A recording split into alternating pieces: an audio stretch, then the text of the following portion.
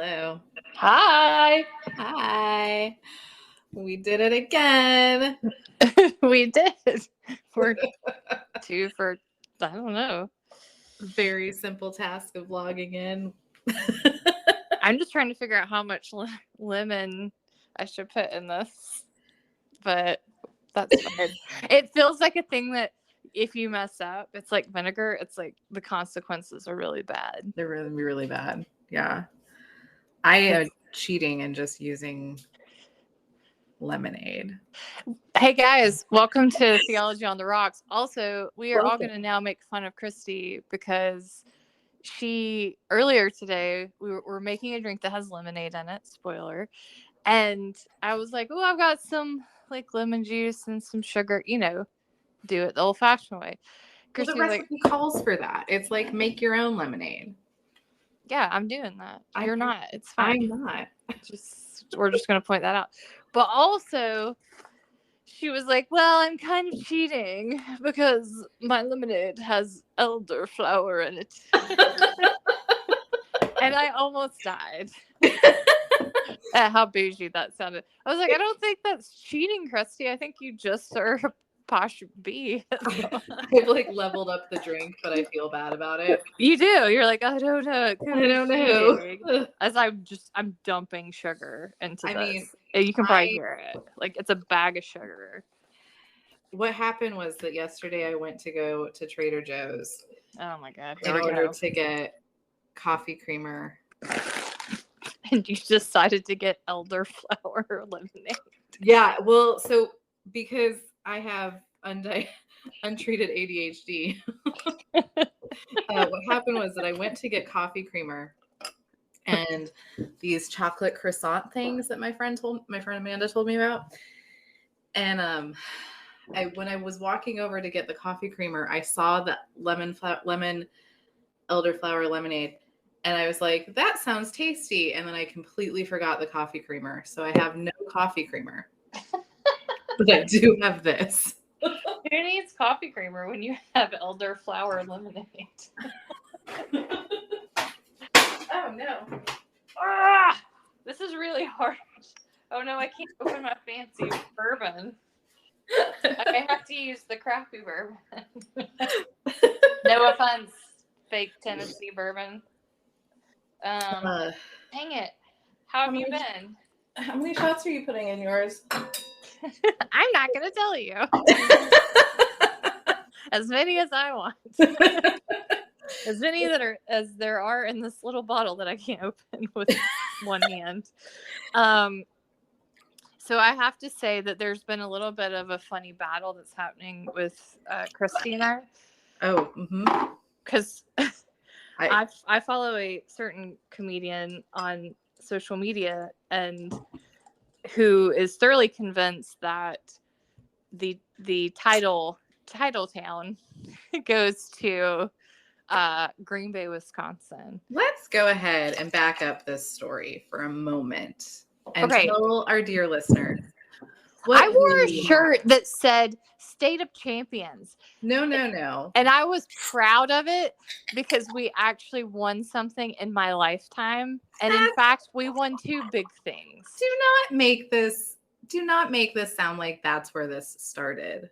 It did. It did not, because I just screamed into the phone. It did. I'm gonna have to put water on this bottle. I think that'll help, right? There's so much sugar in this because it's sweet tea bourbon that I think it's solidified shut. And in my science brain, I feel like this will accurate though. That's what happens. No, so okay, everybody. Here's the thing. Christy's about to mansplain my story. I'm gonna mansplain Leah's story. Leah and I occasionally get competitive about football because she supports Georgia. I do. And I support the Denver Broncos. Team. You may know that these two people First of all, Georgia is not an NFL team. Let's back that I know. up. You support Georgia as your main team. Yeah. My main team is the Denver Broncos. These people do not play each other. No. However, the Falcons don't make it that far. And as I said, we have somehow made it into a competition between these two teams anyway. And I don't think I brought the Falcons into it at any stage. You didn't. It's always been Georgia. Who is better? Which Georgia we beat or your the team. Denver Broncos? That's It's an illogical fight. It's a stupid fight. It doesn't. That's what I've been saying. It doesn't make any Leo will sense. send me all sorts of like, here's why Georgia is amazing. And then I'll be like, yes, but the Denver Broncos won Super Bowls, and which is not the same. It goes back and she'll be forth. like, the Falcons are bad, and I'm like, I know.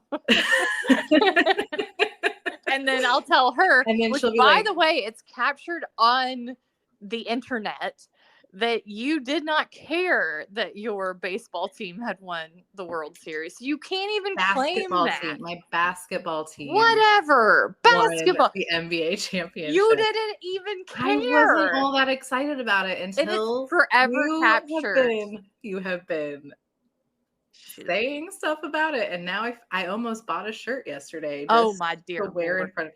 But so I wanted you to know. Guess what I'm wearing right now in your honor? A Georgia shirt? I don't know. My Peyton Manning jersey. I hate you. I hate you. I'm hanging up right now. The podcast is over. We're done. The podcast is officially done. The one connection that we do have between college and the freaking NFL are the years that Peyton Manning tortured me at the University of Tennessee for many, many years. Before he was a sparkle in Christy's eye, he was destroying my life. And then he goes to the Broncos, and she's like, he's the best thing in the world. And I have to listen to it to this day. And then he's like, I'm going to sell insurance. And I'm like, oh my gosh, get out of my life. You bumbling fool, go away. And then I found out there was another one. There is. And in fact, there's three of them. There's three of them. Did you know there's three of them? I did know, but Archie is like an Oh, he just went to a little team called Texas. No big deal, right? Oh. Because Georgia doesn't play Texas. Oh, wait. He was just an accountant. Oh, wait. Until next year. I'm going to die. I have to watch another round of these idiots. Oh, people. You poor thing. I'm so sorry. Well, okay, in fairness, when we're playing college football, my team is Ohio State, and they genuinely are a little bit there's an actual competition there. During football we did play them this time. It's slightly more logical, but a lot of the time it's just, a Georgia State versus Denver kind of competition. But let me tell you, our dear listeners, and I've said this over and over again. Do I love Georgia? Yes, I do for sports. But generally, just love the South minus, all the terrible bits. But right. American by birth, Southern by the grace of God. I hate myself. So I put up something about it not being Title Town or something, and oh my gosh, people from Colorado are like Swifties. Well, like they just descend upon. It's the same. Because it's the same as liking a talented music Coloradan by the grace of God. Oh my God. You're not even from there. I am too. What? Oh, tell me about your college football team again. My college football team has nothing to do with where I was born and raised, which is Colorado. Mm-hmm. My mom is from Ohio, and she was the one who made us root for Ohio State. Okay. Well, there was a lot of talk. Because there's no good Colorado team. I'm sorry, my Colorado friends. I really am sorry. We cannot be in denial about this any longer. I can't protect you. I can even protect teams for football are terrible, and they're not getting better. Oh, Deion Sanders is not going to help. Maggie, if you're listening, you heard it here first. I'm sorry. It's an unreasonable thing to expect. Oh, I don't know. It's Title Town. Why don't you get that one too? So I'm not the one who said it. Sports Center is the one who said it. Well, people from Wisconsin have an actual park that's called Titletown. So People from Wisconsin haven't had a title since 2010. you looked it up. I looked it up. Of course I did. You were mad at me. You're like, I can't believe you're thinking about this. I was like, I wasn't until this dude started saying it on the internet. And then now she's looking it up. Anyway, it's Welcome fine. to Theology on the Rocks, where today we're arguing about sports. A thing that we don't really do. But whatever. It's because I can't open this. Are you still trying to get your bourbon open? I can't because I have to talk to you, so I have to hold the phone. And then can you please tell our lovely viewers, listeners, whatever. If you were viewing me right now, you would be laughing. Someday we'll do a video experience and people will just die. They will, because it's just a bumbling rat. It's like their thing.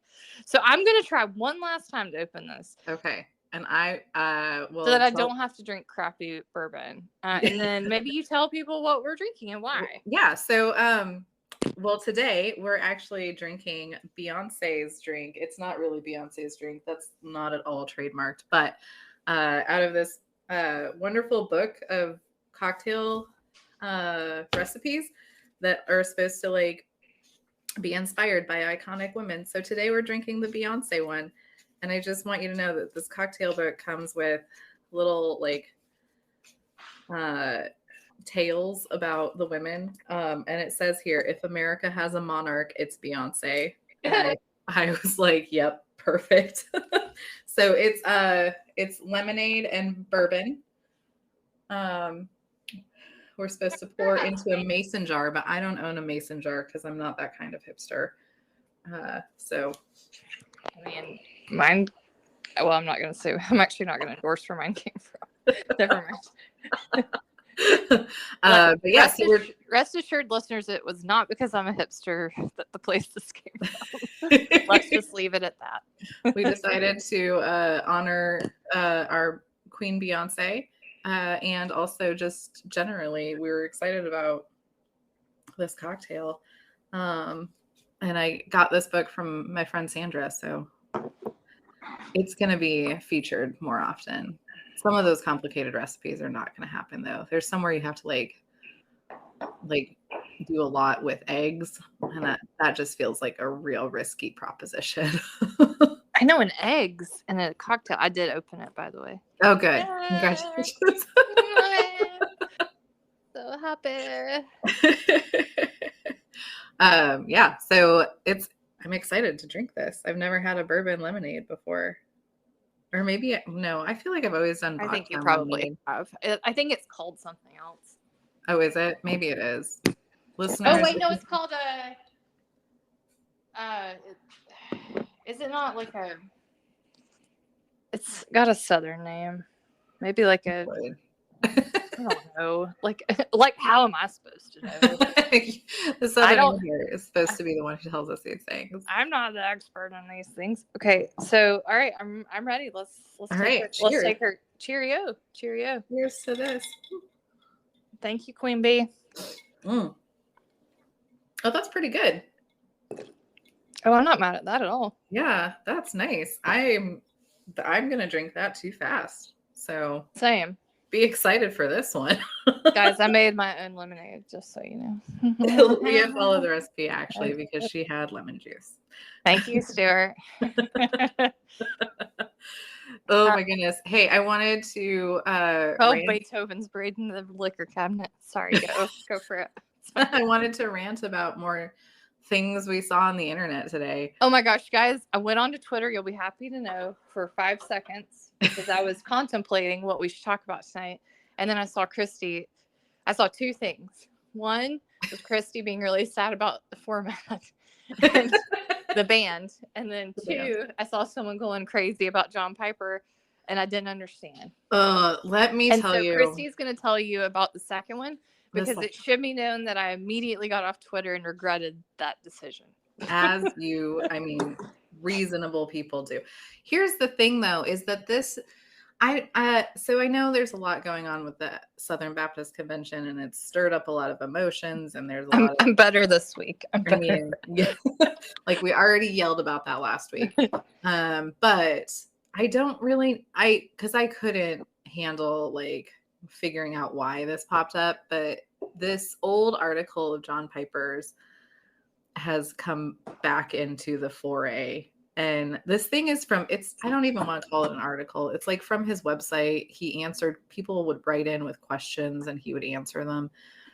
It's from 2013. So you don't know why it came back up in people's, I mean, like, I think it's people's consciousness? I think people are just mad about all of okay. all of the, but just being alive right now. Just being alive right now. We're really hoping that the orcas just take over and fix what's going on. I was like sitting here on Twitter, like, what should we talk about? Because she's just streaming articles about the orcas killing people into my Twitter is 90% either about the orcas or about that submarine that got. We can't. That makes me just feel awful. Anyway, but it peeking through all of that was people rehashing this. So the question that somebody asked to John Piper was, would a pastor who uses a biblical commentary written by a woman be placing himself under the biblical instruction of a woman? If so, would this not go against Paul's instruction? Let me just tell you. Go against what? Paul's instruction in 1 Timothy. All right. Well, whatever. Frick that. Again, we can point you to many a person who has clearly, expertly, concisely explained why that verse is actually not going against women teaching. But the problem isn't so much that, is that in John Piper's answer, what he actually says is that it's okay to use a commentary written by a woman because she's not physically in your presence. And it's the physical presence of a woman that is the problem. And he compares it to, his analogy is a difference between a drill sergeant and a city planner. And he says, basically, a woman can't be a drill sergeant because then she would be in your face telling you what to do. But if you're driving along the roads and they happen to be planned out by a woman, it's essentially not your fault. What in the world? So if you are listening to a pastor who has used a commentary written by a woman, it's like you have a woman city planner because she's not really there and you don't really have to be under her authority. Why would you read it if you didn't think she was teaching and then something? Isn't that what a commentary is? One of the best / worst quotes about this is that he's like, it's not so much, I hate that I had to pull this back up again. I'm sorry. This is why Twitter's bad. I've told you this. I know, because I when this came out in 2013, I remember screaming about it a lot. And if any of my former students are out there listening to this, they'll remember me screaming about this a lot back then. But he says in here that it's not so much that he doesn't think women are smart. He says something like, it's okay. Oh, well, that's nice, isn't it? He says it's okay if women have thoughts. Oh, thank you, John Piper. Thanks. Dick. What a dick. So it's our bodies that are the problem, Leah. Oh. This is, I mean, just wildly horrific in so many different ways. Like, first, obviously, the sexism. Like, let's not discredit the sexism.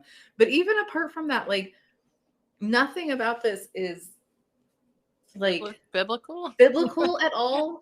It's incredibly Gnostic because it's saying that our bodies are sinful, and that, you know, it's not so much that women have brains, but that they have bodies. That's the problem. I mean, it's just the grossest thing in the world. It's so gross. And it's also like, it's the stuff that I call it theological, like, hula hooping. It's what people try to do when they're like, oh, like, I don't like this about the social. I talk about this about theology. I don't like this thing about the social world. So let me go to the Bible to figure out how I can make it into something about the Bible. And it's like, oh, I want to be able to use. And then what they do is they contradict themselves. And then they have to find. This is so illogical. the right, because he wants to use this commentary, or he wants to tell someone they can, but then he can't let like, you women can't learn teach. from a woman. Right. So it has to be that her body is, I mean, and he actually believes this, is that it is her body. The body is the thing that makes It him sounds like stumble. it's his problem. It is exactly. It's I mean, like when what we were Mike talking about. Pence just kept talking about how he can't be in a room alone with a woman. I Yeah. wanted to be like, well, I'm pretty sure women don't want to be in a room alone with you either, sir. Right? I mean, Like, sir, unless you're not taking into account at all what the woman wants, this is some hubris. right. Every time I go in a room and I see some white-haired short guy, I'm like, you know what? It'd be great. I can't. I just can't control myself around these very old politicians. Right? I'm like, here we go. And if there's any older, short, white-haired men out there, we love you. But let me tell you, Mike Pence gives me vibes that I feel like would fill a room. Absolutely. And I don't think he needs to worry about I don't think he needs to worry about it at all. a woman jumping him. No. Personally. No. Anyway, that's the rage speaking. I mean, and then I was like, please take me back to Orca Twitter, because I can't believe that this man is in. Maybe we can get John Piper and Mike Pence on a boat and see if they want to go. They feel like the kind of folks who would want to go visit the Titanic. Again, not to bring that up. Again, because that's also terrifying, and we wish them well, although I don't know. Did they find them yet? I don't think. No, but they're definitely dead. Like, yeah, I don't think they're alive. So RIP. I actually do feel I know, and I condolences to their family and all that. I mean, horrible way to go. I mean, but let's send them on a boat.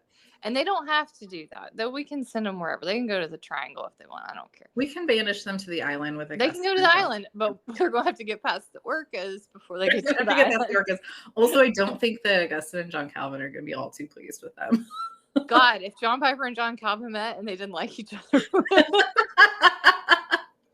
It's a battle of the Johns. John Piper would be like, but I really like you. Yeah, I don't like you. John Calvin's like, get away from me. John Calvin's like, ew. Remember that time you talked about women's bodies? Stop that it. was really creepy. It's creeping me out. Augustine's like, do you want to do some penance over here? We've got coconut shells that you can lay on. Augustine's like, let me teach you about what you do when you're thinking too much about those women's bodies. It's gonna hurt. It's gonna hurt.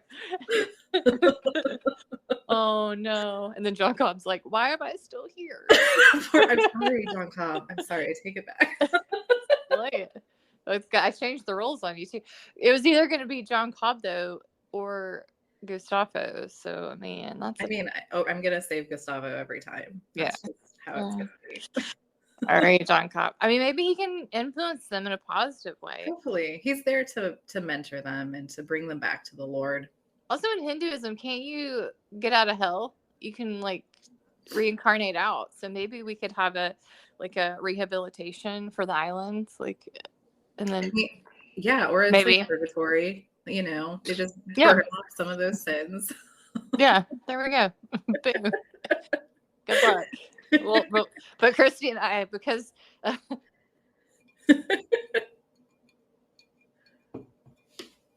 don't know. Where'd you go? Are you still there? Oh my God, I'm here. Are you here? I'm sorry. I got an Amber Alert. Oh no! I know. So I heard a buzz, and then I was like, "What happened?" I know. If I disappear, it's because someone called me, or because of that, the Amber Alerts. Someday.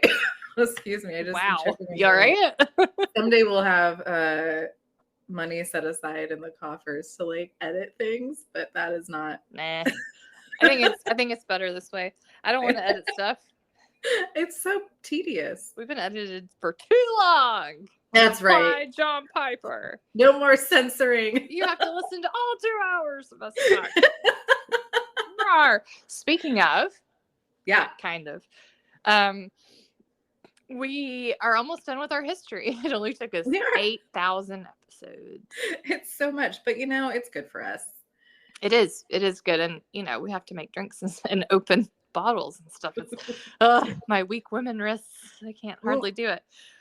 And ironically, our topic today is connected to this idea of bodies. There was the connection. I knew it was there. You told it to me earlier. It's a seamless transition, really. I sent out a thing to my friends. I mostly have friends who are like organized, fun people, and I'm the one that is not at all. Like I have 2 modes. It's like business mode and then 98% and then wine mode. And that's 98% of my life. And so I was like, Christy was like, here's the connections. And I was like, oh, that is a good connection. And then I immediately forgot it. Immediately. See, the helpful part is that I don't separate my modes.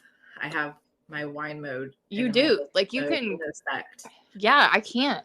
My brain doesn't work that way. I can't. If it's either off or on, and if it's on, then it's like at a real intense. I wrote most of my PhD dissertation while drinking mimosas. Like I couldn't do it. I didn't drink for like 8 months at the end of my PhD. Oh gosh, no wonder you were suffering. So well, I was waiting to see what you were about to say there. I was suffering so for multiple reasons, but yeah, I know. See, I'm either on or off. So she was like, "Yeah, that is a good connection." I was like, "All right, cool." So it is the body connection. Oh, is there anything else you wanted to say about John Piper? Just that it's terrible and gross and skeezy, and I hate it. I'm gonna send him one of my books. I don't know which one. Probably the Bad Theology. That's a good one to send him. Yeah, I know. I feel like it's sending him the series being used as like a revenge tool. You can send him this one, and whenever the next one comes out, when does the next one come out? I don't know. It's got to be submitted in December, so probably. So sometime in 2024, probably. Yeah, probably early. I would say maybe February. Yeah. So send him Bad Theology now. And then Bad Theology 2 comes. He might be in the second one. I got to see what he said. And then when you do Bad Theology 3. Oh Lord, I've set my sails. I know which way I'm going. So we almost completed our history, and I did want to do a further thing because again, we picked and chose bits that we knew about. It wasn't necessarily that we like or dislike anything. It was just that this was stuff we'd studied. And one thing that I did study when I was in Scotland especially was disability theology, which sees itself in that sort of liberation realm, I would say. And the book that I first read was called The Disabled God by Nancy Iceland, and we put up on our Instagram. So Christy did. Thank you, Christy. Yep. We can give shout outs. Christy did that. But also, so her whole thing is she uses a lot of kind of common imagery that we've seen throughout the liberation folks, like the idea of Jesus kind of having a broken body and that being the source of kind of salvation and that kind of thing. And also just this idea that, one of the bits that I appreciated the most was that actually we have ailments, or I can't remember the word she uses. They're not ailments. They are, but something along those lines. And that actually the disability part comes in to the rest of society, making kind of normative assumptions about body. And Iceland lived with crippling, quite literally, diseases throughout her life. And so she was writing very much from her personal perspective there. But this idea that, being deaf isn't a disability. It's the fact that people don't know sign language, where that's the disability part. And it's not that I'm in a wheelchair and I'm disabled. The disability is actually that you don't have ramps. So it's like society. Again, we're focusing in on this idea of society being the sort of creator of this world. And in her mind, it's created a world that causes people with certain ailments to be disabled. because of the way that it's set up, basically, and how we're taught and that kind of thing. So, and so you see that with her, and there's other people who pick it up, but we see it a lot in the Scottish context where we both studied. Mm-hmm. You guys haven't got that so far. We studied there. And you get folks like John Swinton, who is a friend who wrote a blurb for the back of my book, which was awesome. Oh, yeah. Yeah, and he's at Aberdeen in Scotland, and he was a nurse by trade, and then I would say glutton for punishment because my mom's a nurse, decided to go and do another, career, and so he got a PhD in does theology, but he used that kind of nursing background, and he talks a lot about dementia and Alzheimer's and that kind of thing. That's really a big focus of his. And he goes around and he sort of talks about experiences that he had in the hospital, and this idea of, the older generations and even the younger ones, if you get early onset, and this idea that just because you can't remember yourself, God still remembers who you are. Yeah. Which I think is a really That's beautiful, poignant kind of thing. And that actually, a lot of his books are talking about because he's a practical theologian, and he's talking about how you can still have services and let people worship if they have these kinds of kind of degenerative issues, make the service shorter, make it more comfortable to sit, sing popular songs. I remember my grandma got a version of dementia, and she couldn't speak anymore, but she was still walking around like a human you wouldn't know, but she had lost that bit of her brain, but we would go to church and she could still sing songs. It was crazy. Isn't that crazy? Yeah. It's you hear those stories sometimes when you're thinking about either Alzheimer's or dementia patients who there's still something that can trigger memories, and it's either music. It's, feels like a lot of times it's that creative stuff that's still there. And I know it's largely because it's a different part of your brain, but yeah, it's all physical. Again, I don't know anyway. I'm not. But I do know that, there's her speech stuff was not the same stuff that was her walking. Right. So she could still walk, and so it was, but all that to say, he's really, he's written a lot about it. And so the UK has really picked up a lot of the liberation stuff, Anthony Reddy, doing Black theology from the British point of view. And so you see a lot of that coming out too, which is, again, a shout out to our place of education. Nice. Yeah. I likewise also studied, and not quite as in depth because it came on a little bit later in my program or in my dissertation, but I did study a little bit disability theology, and especially in light of Sharon Betcher. Okay. Yeah. Who wrote kind of a lot about the ways that being disabled intersects with different other types of marginalization, like racism or sexism and things like that. And primarily because my work was on trauma and talking about the ways that we understand God within the trauma that we suffer, and also that we have to not erase those traumas. One of the things that Betcher talks quite a bit about is that to have conversations about disability, saying things like, in heaven you'll have a perfected body, or trying to do other things to make it seem like that person no longer has a disability, or to take away from it or hide it or something, she says is very akin to what we used to do with racism, and like we can be colorblind, that it's really removing the identity of a person and getting back to not understanding what makes us who we are in actuality.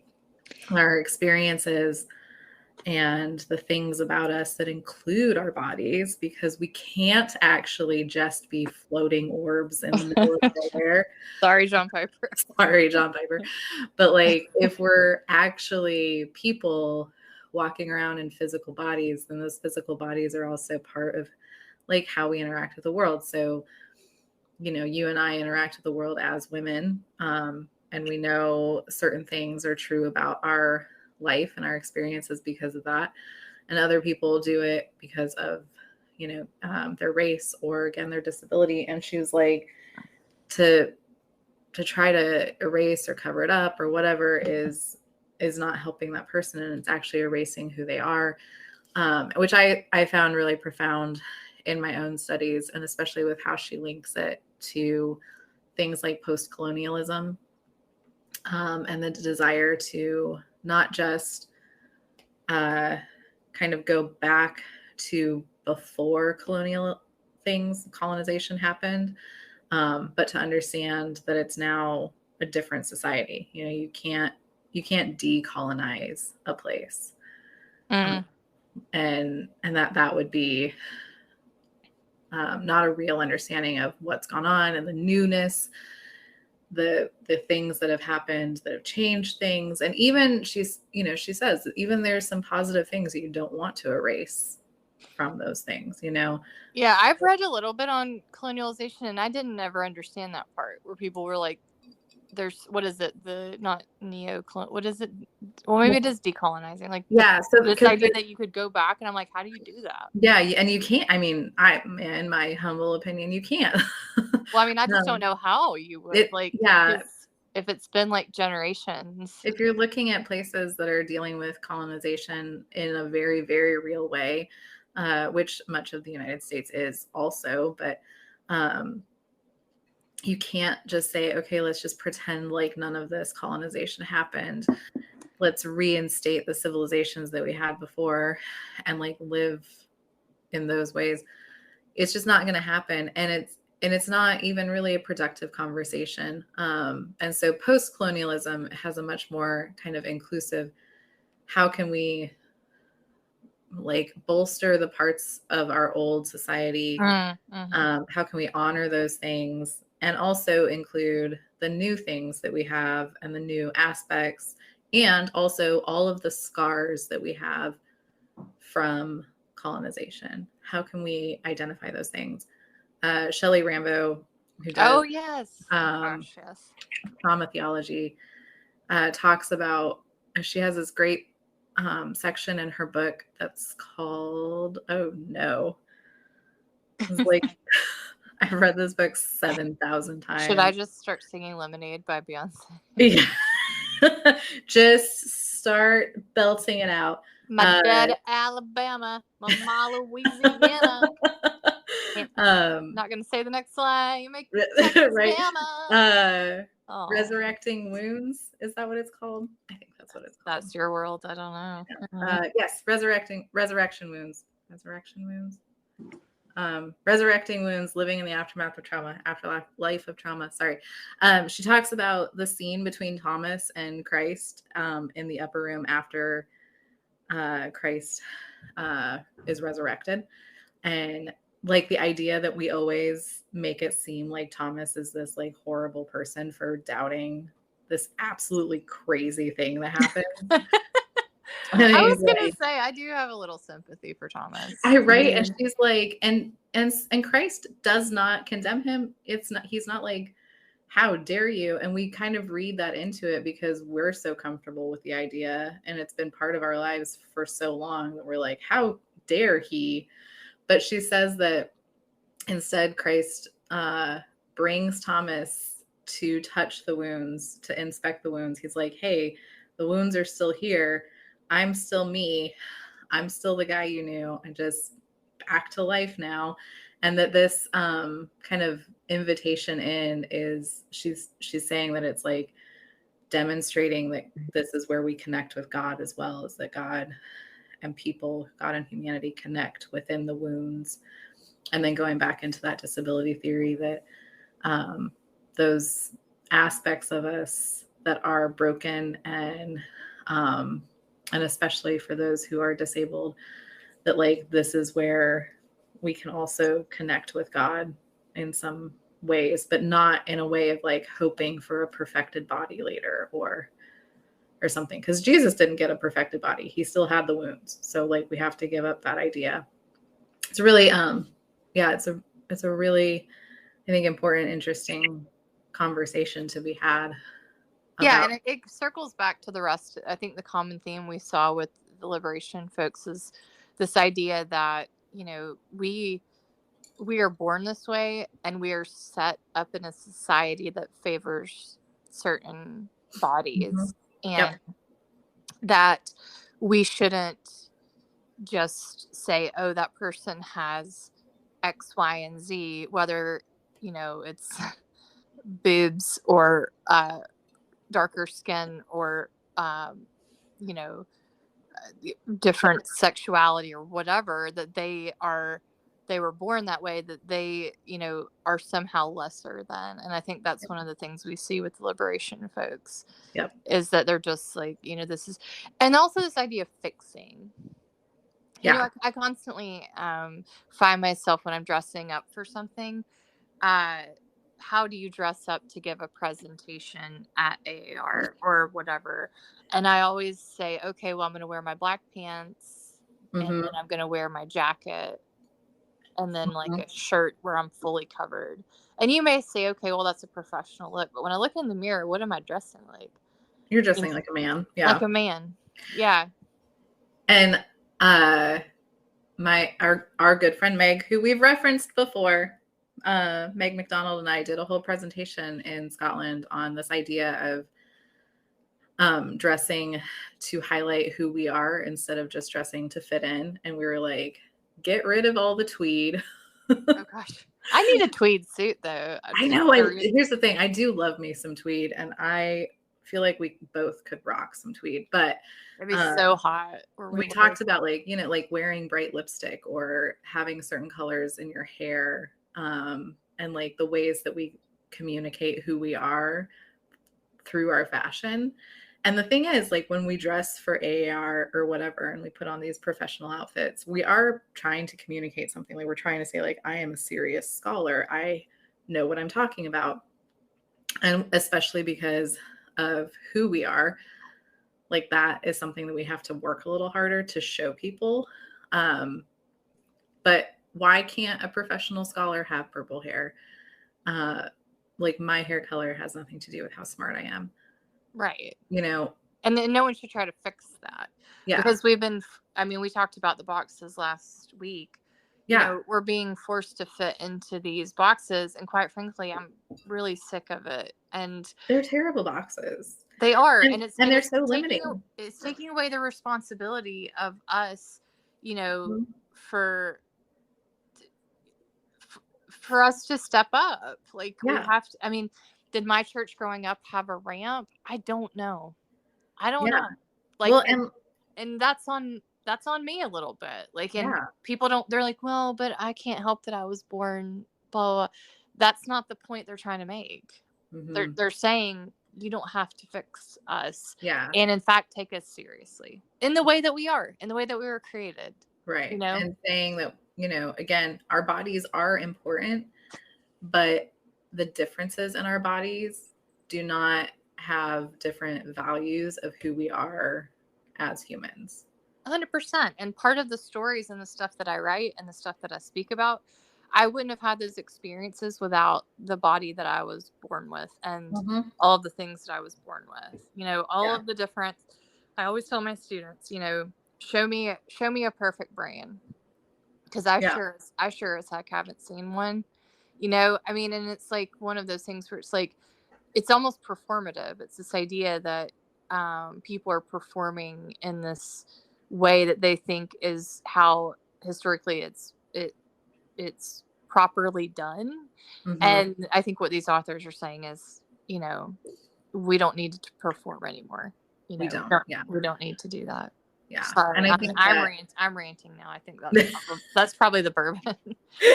Or just righteous anger. It's just righteous. I mean, we're just constantly throwing those tables. But I mean, even what I just did there, Christy, did you hear it?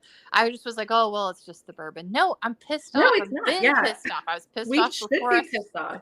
And it's like, but that's another thing that women do is we correct ourselves and we say, oh, I shouldn't have said that or whatever. Yeah. Oh, gosh. Well, and it's women and it's people of color. Yes, all of the masking that various people do and the code switching and all of the things that we all do to try to fit into the society.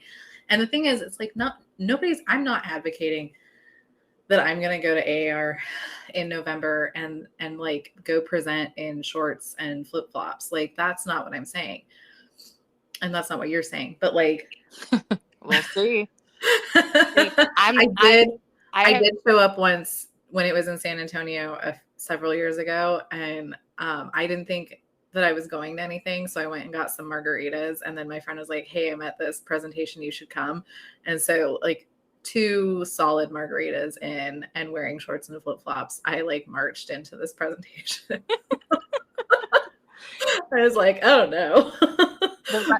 The kind of running joke is that so forever. So AAR is our big conference. We reference it all the time, American Academy of Religion. Yeah. I have worked at really nice universities that we've talked about, and I've been trying to get a paper into AAR for what has to be a solid decade and never got a paper accepted. I had someone who was in charge of a unit, which is one of the things you submit papers to help me with the paper to submit for their unit. It is the most baffling thing. And I didn't even get it. And it was he was in charge of it. Like the absolute nonsense. So for all of our friends out there who are listening, who are like, I'm not getting such and such accepted, you're fine. You are totally fine. Because stuff doesn't get accepted for the dumbest reasons. Like, who knows what's going on? But Leah, what is your big news this year? Oh, my big news. I got a paper accepted. You got a paper in. We're very excited. We're going to throw a party. And it's going to be the best party because it's so I usually try to get in with the practical theology people or like, sometimes like your crowd. My crowd. Yeah, my crowd. Yeah. Theology and culture, about human beings and what they're doing. That group. And have never gotten anything in. I did try with a couple of systematic groups. Clearly, they saw. I've never gotten. They saw right because I've presented several times at AAR, not to brag, but she did. I saw her last year. She presented on Buffy. I left my practical theology group to come see you present, and then I had to run out. But like I always present in the arts and literature or the pop culture and theology panels, and like.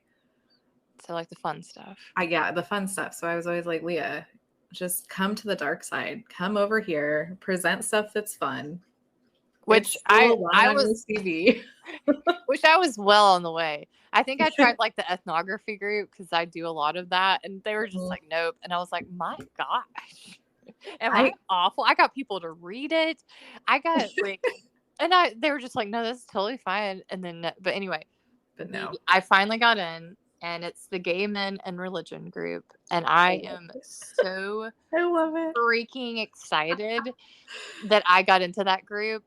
I like it just feels so like finally appropriate. And also finally because my next book I'm gonna be talking about not the bad theology one, but another one on conversion therapy. And why it's bad. I always say that. Don't think they would have let me in otherwise. But so I'm going to be talking about that and getting and really it's going to be kind of hopefully a throw around session where I can get ideas from that group for the book. So and that's the best part about AAR really is when you get to just like start brainstorming with people and get better ideas or get new names or whatever. I mean, it's really less. I think that what I have for a long time kind of taken away from AAR is it's less about like trying to impress people because you're not going to, and more about like, what can I get out of this? How can I reinvigorate myself? How can I get new ideas? How can I like reignite that passion for theology, there's no better place to do that than by like popping into that hip hop and theology session and like hearing the most fascinating papers about what's going on in this very specific culture, and like realizing how much amazing work is out there that's being done that's like so different from the work that we're doing, you know? Oh, 100%. And I think some people do that, some people don't. Some people stick to their corners, and I understand that too. It's a big event. There's like It's thousands of huge. people, and it can be quite overwhelming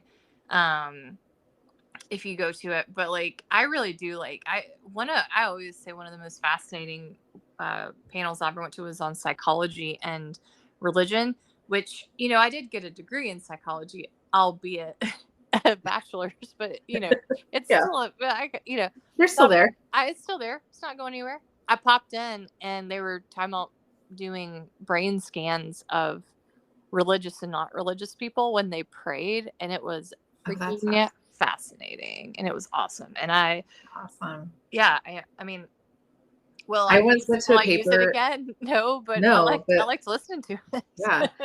I went to a paper once, and the guy had done a whole like study and report on the religious modes and the like religious aspects of biker gangs. Whoa! It was amazing. Like, he was talking about like hierarchies and like the demonstrations of various beliefs through their actions and the like different rules that they have. All this. I learned so much about so many things. That's why I'm excited about that. And honestly, that's why I like going to your Buffy paper. You know how much I've actually used, and this is not just because you're my friend, but also I talk to people. It was like, because my husband's really big into like sci-fi and fantasy, and it was like one of the first times where we were like, we can talk about this. Yeah. Like, and I mean, there's so many things. There's a book series through Lexington Press that's on pop culture and theology, and they do a whole bunch. That's what my Lost in Theology book is coming through. But they've got tons. They've got Star Wars, they've got Star Trek, they've got Breaking Bad. They do a lot with the Marvel comic. I mean, there's just so much stuff. It's really fascinating. You're converting me. You're making me leave my anthropological roots of dealing with humans. Practical theologians. I know. And wanting, although Heather Wilson, who I think may put out a restraining order against us someday. She's very used to this happening with me. Yeah, she actually does toe the line between arts, literature, and like practical ethnography, basically. Yeah. She does amazing work with autoethnography as well, which is so hard stuff. So hard. It's so hard. Yeah. It's rough. So we're coming up to 54 minutes. We had another thing we were going to do with CDs, but I think we can do that next time. No, let's do it today. I've been really excited. Okay, but it may take a minute. It's okay. Okay. I think we're okay. All right, well, I'm going to open. So, guys. Look, if I learned anything from looking at our stats, it's that our almost 2 hour long podcast last week is our most popular one. So, cool. Well, that's good. That's good. I'm just saying, let's not cut it short. All right, that's good for you guys. So, we're just going to keep drinking and having fun. So, one of the things that was inspiring once I got past John Piper was on Twitter, Christy was talking about the Format, which is a band. And so I said, I have these 2 CD cases from from college. Well, high school and college. High school and college, yeah. And they sit in my car, and I've never used them, and I don't know what to do with them, but they remain in my car. So I said, what if we talk about the Christian music scene that we kind of were into in college? Because we did share that part, I think, of our journey. I said, I'm going to open this up, which especially the like emo, because like I love and adore the Format. They are not a Christian band at all, but I love and adore them. But I was like hardcore into that very indie alt rock emo stuff, and that is where Christian music in the early 2000s thrived for a while. It did. And some of the bands you didn't even know were Christian. You didn't even know. Like Switchfoot did a lot of crossing over. My Kelly Mhm. Clarkson CD is broken. Just as a FYI. I have a Chrome Donuts sticker in here. Not sure what that is, but that's fine. Okay. Let's see. All right. I'll try to find my first Christian band. We're 0 so far, but that's fine. I got a lot of Weezer. Oh, you'll be happy I have the Beatles. Oh, good Christy. job. Which one? I don't know. Just probably like a greatest hits. Oh, okay. Here's one thing. Man, I took really good care of these CDs. I've got like the little things behind them and everything. I did a really good job of storing my CDs, but they've been living in a box in a basement for quite some time now. So there's 2 bands that I Okay. Punk Rock for the Hopeless Romantic. Oh my gosh, Oh it my was God. so sweet. Okay, I have now I'm dead inside. So Ludacris, who became Norma Jean, but were Ludacris first. And they were a screamo band. Or not screamo? They may have been just full scream. I don't know if they were emo. I'm sorry. Hardcore. They were hardcore. I need to back up. They were originally called Ludacris, like the rapper. No, there's a T in there. I think they were worried. They were in Atlanta, so I think they were aware of what that might do. I was like, what in the world? And then they became Norma Jean. I have never heard of these people. Well, Trip had heard of them on the other podcast. I'm going to have to look them up. I have 2 Skillet CDs that have just popped up right beside Korn. My favorite and Skillet Romeo story. and Juliet. My favorite Skillet story is that the first year I was teaching undergrads, and I was like a whole 5 years older than them. But I felt very important. I don't remember. They were asking me questions about my musical tastes, and one of them was like, "Do you like Skillet?" And I said, "Do you mean Skrillex?"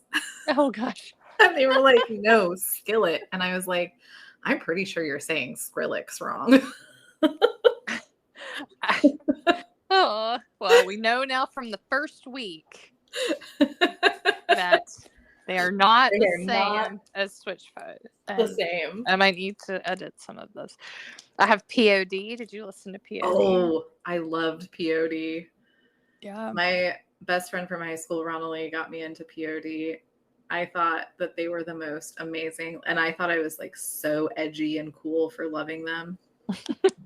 And then they came out with whatever song that was, and then you're like, oh. I was like, oh no.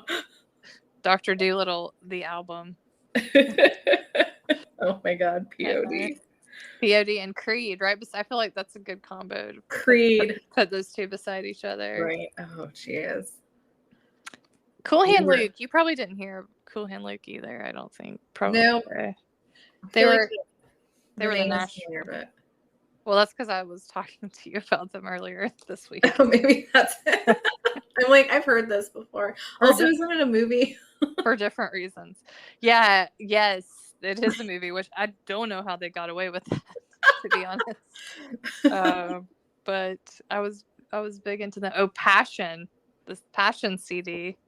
Oh, Passion. Oh, yeah. Oh, my God. You know what CD I had? Actually, I think it was a cassette tape. I'm not sure. It was right on the cusp there. It was like I was waiting for you to tell me. It was like a CD that was supposed to be like all songs to listen to while you read the Left Behind series. Oh my God.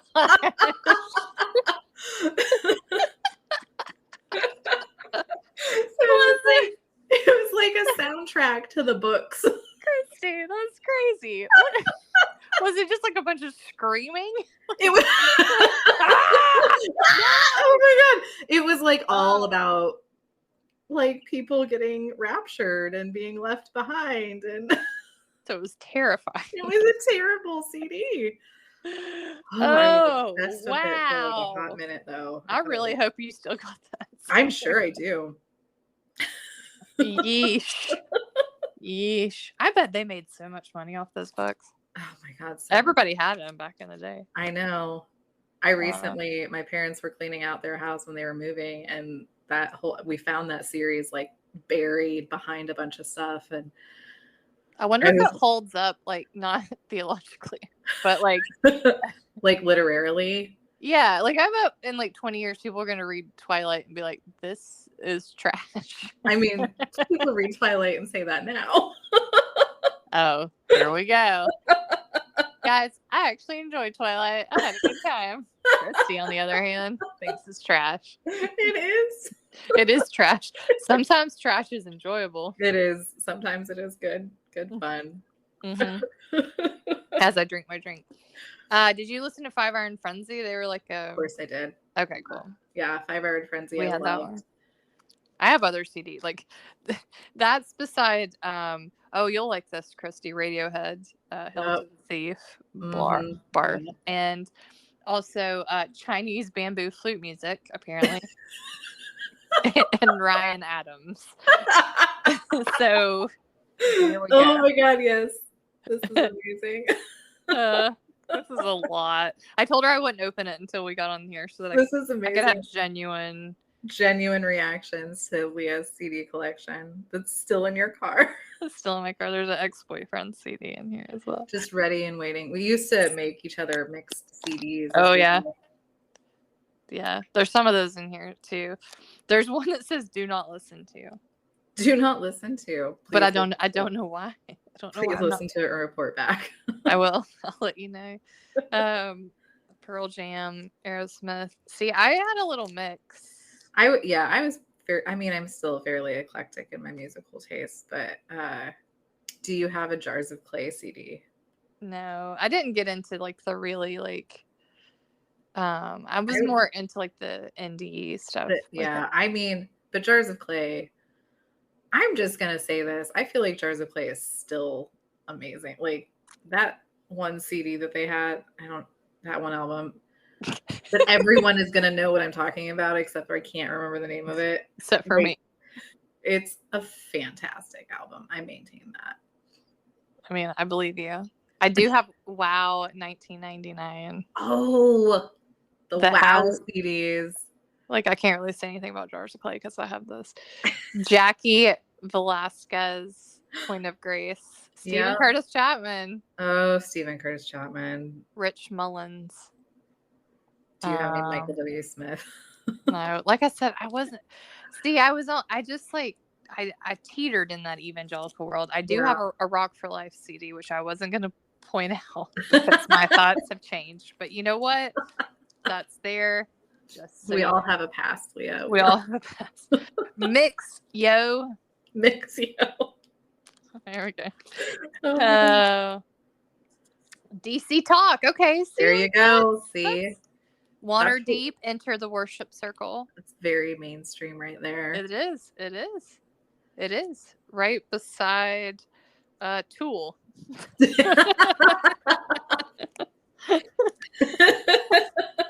feel like this is Leah's Booty Mix. Yes. Please bring that to oh my god. to my birthday. Louis Giglia. Oh wow, yeah, because I used to go to 722 in Atlanta, the big mega church. I think Louis Giglia is like kind of the southern John Piper. I don't think yeah. I mean that in the sense that I don't know if he has scandal around him. You guys can let me know. But he was very influential in that area. We rely really on all of you guys to let us know the dirt on everyone that we mention, because sometimes we know it and sometimes we don't. I don't know. I went for like a year in 2001. So if anything's happened post 2001, I don't know it. And I've heard there's a lot of history that's come since then. Here Comes the Metric System. We were just talking about that. What a good name for a band. I wonder what they're up to these days. Do you ever think about that? There was also this band called The Classic Crime.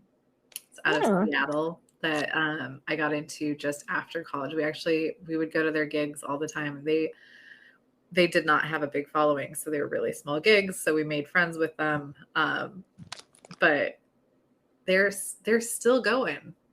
They do like living room concerts around the United States. Well, that's good. Yeah. I mean, Jars of Clay Flood. There you go. Boom. Was that There a big you one? Was go. that a big one? I don't know. I can't remember. I mean, I think it's good if they still go. All the bands. So I used to book bands for like coffee shops and whatnot in the old ATL and adjacent Rome, Georgia, just for funsies. And so I met some of these folks and dated some of those folks through the years. I definitely have a type. And so I married him. But yeah, none of them are really, well, some of them have gone on to bigger things with, speaking of the format. Yeah. Heartbroken. Leah has met because the format lead singer is Nate Roos, who went on to be in Fun and then went on to do solo projects and now kind of just does stuff on the side. Wait, the Get Up Kids, did you listen to them? No. Sorry to interrupt you. The Get Up Kids? Cool indie songs and one U2 song. Do you remember when U2 forced their album on all of us? Yes! That was talk about a plan backfiring. I was so mad about it. I was so mad about it. And my brother was like, you got a free album. Why are you mad? And I was like, because I don't want it. He was like, then delete it. And I was like, no, it's the principle of the thing. I know. It was. I had all those same feelings, which is not surprising. Also, I didn't know how to delete it. I couldn't get it off of my I don't think you could delete it. Yeah, I think it stayed there. Permanently there. The perks of being a wallflower. Oh, Christy, I got a John Piper sermon. Throw it in the trash. Prayer Week Part 2. Don't how burn to it. receive is not an enjoyable experience. The Word of God. Okay. Well, that's fine. That's amazing. Guys, if you have amazing Christian music that you want to reminisce about with us, please tell us about them. Jennifer Knapp. And yep. I'm only halfway through this, so we may have to stop. We may have to do this at a. Get your sister to send you so we can go back and forth. Get your sister. Well, I'm gonna pick them up when I go back to Colorado this summer. Did you hear that satisfying massive slap? You should get her to take a picture or something. Yeah, I will. Hey, so we have a little bit of a break coming up because we're gonna be gone next week. I'm going to the beach, y'all. Leah's finally getting herself to the beach. My God. Hopefully the rain will stop and the beach will be enjoyable for both of us. My beach is just here, but it's been raining for like 7 years. Did you hear that humble brag, guys? Yeah. That's what a humble brag is. It's a humble brag. My beach, which is here. My beach is here. But so we're gone for a week, but then we'll be back with excitement. You did the like Tim Curry thing, the Rocky Horror, the anticipation. And I was just like, ooh, what are we gonna do? Also, hopefully next week we'll have some not next week, but the week after we'll have some exciting news for everybody regarding coming up. Yes, we do have some events in the work. We're kind of in a little bit of purgatory right now, but hopefully there will be clarity in the next soon on the events. And you will find me at the Gay Men and Religion section of AAR in San Antonio. You will find me cheering her on at that section. Yay! And also probably drinking margaritas on the Riverwalk. Absolutely. That's where you'll find me in San Antonio, November. You will find us there. Sometime. Again, this is a difference. I'm like sometime. I don't know when it is. I don't either. And also before Thanksgiving. And also AAR Southeast, if you're a student. Yep. A grad student or a undergrad, and you do religion, please do send in a paper for that, because I am in charge of student papers. So yeah, it'd be great to get some good. We always get really.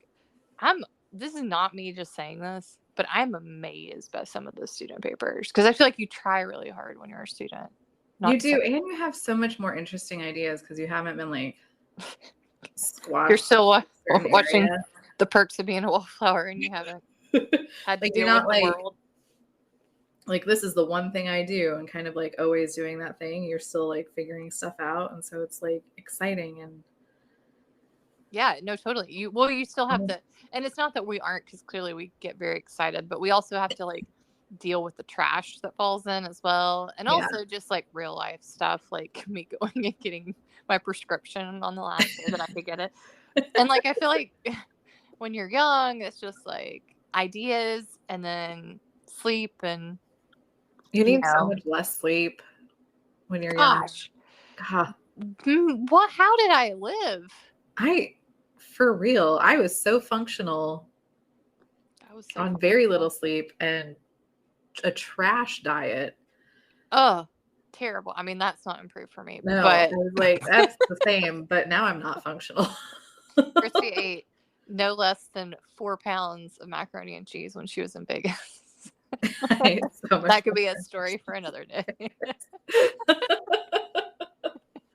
But yeah, be on the lookout for all of our posting about upcoming exciting events. And like we always say, go ahead and like and subscribe and all of that stuff. We appreciate all of you so much. And if you really do, thank you for listening to us be friends and enjoy what we do and think back on our millennial lifestyles. We'll continue with I still have half a CD case and another one. I know. This is going to be an ongoing series. Church history may be done, but the CD case lives on. The CD case. I'm going to play some of these. I wonder. I'm going to see what John Piper has to say now that I have a theology degree. I'm going to listen to. You're going to listen. You're going to get so mad, and we're going to rage about that next time. Yep. But until then. We'll see y'all later. Bye. Bye.